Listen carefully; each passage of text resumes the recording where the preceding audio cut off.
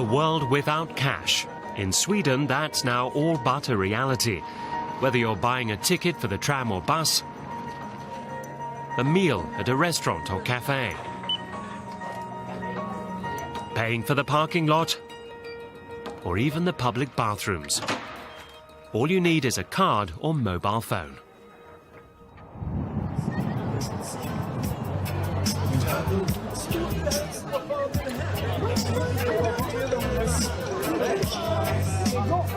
We've come to a flea market in the centre of Stockholm. There's the usual array of bargains. Most of them can be purchased for very little. But you soon notice that virtually every stand has a sign bearing mobile phone numbers and often a name too.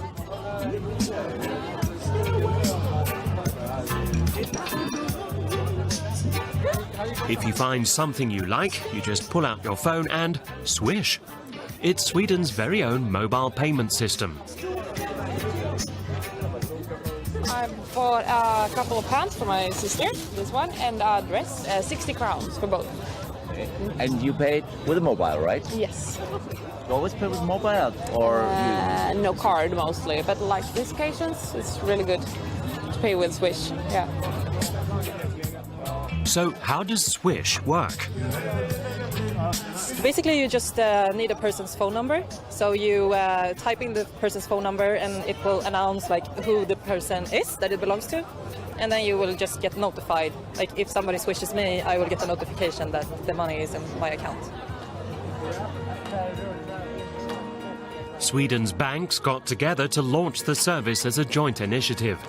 The aim is to simplify payment and cut costs.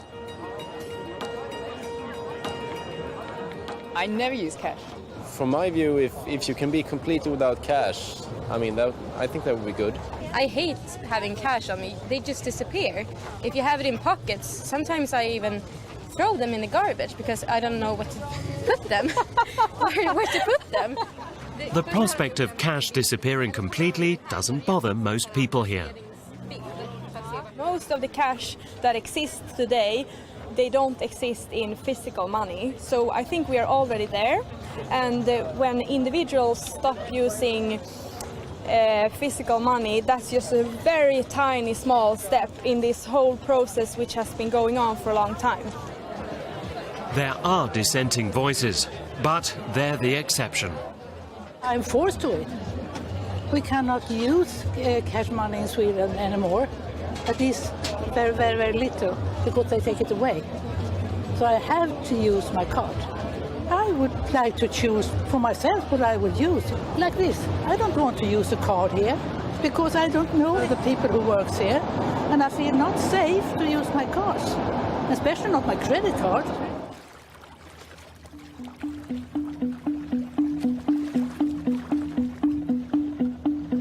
A world away from the big city, Lynn runs a gas station on one of Sweden's countless small islands.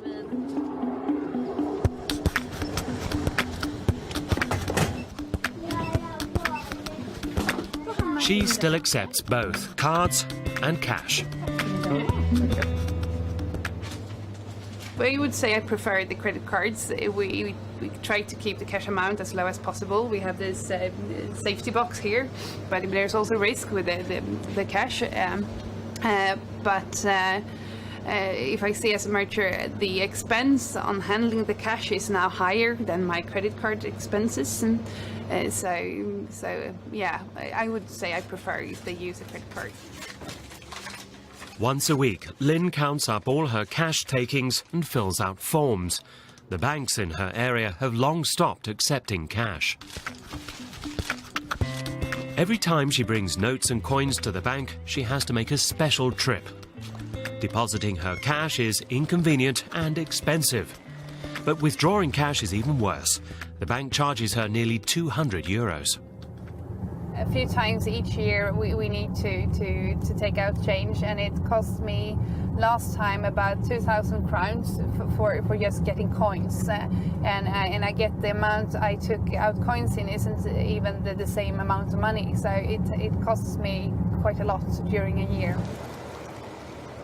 She drives more than half an hour to get to a place that accepts cash. It's basically a deposit box. For each bag of money, she pays a fee of €20. So, not surprisingly, Lynn can hardly wait for cash to disappear.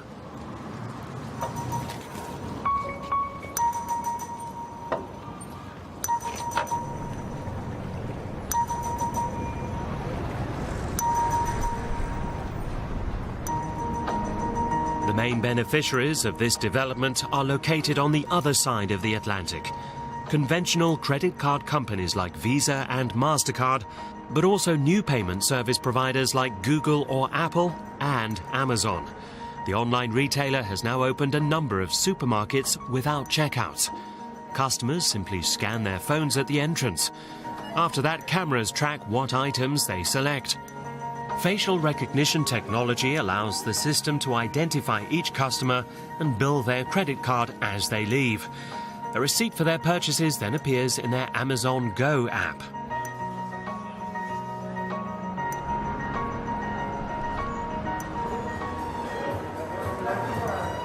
No cash.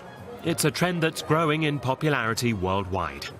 Last year, Visa ran a campaign in which it offered 50 restaurants $10,000 each if they agreed to stop accepting cash.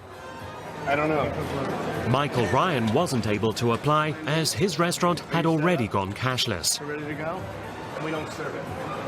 I've been in this business a long time, and I feel like there's a lot of theft when you have cash around. So when there's cash in the safe, downstairs, in the office, behind the counter, everyone's dipping in, everyone's sharing. You share your drawer with another employee, there's cash always goes missing. So it's just like this eliminated theft issue. So that's off the table. But the more importantly, it's like today I was late to work. The place can still open because they don't need to go to the safe, get cash, set up the store. He can just arrive and open up. So it's, from an operational standpoint, it's a breeze. It's super, super easy. China is almost there already. By 2020, the state aims to achieve near total surveillance with a nationwide network of cameras and facial recognition technology. Chinese internet companies like Alibaba and Tencent already analyze their customers' shopping habits and share the data with the state.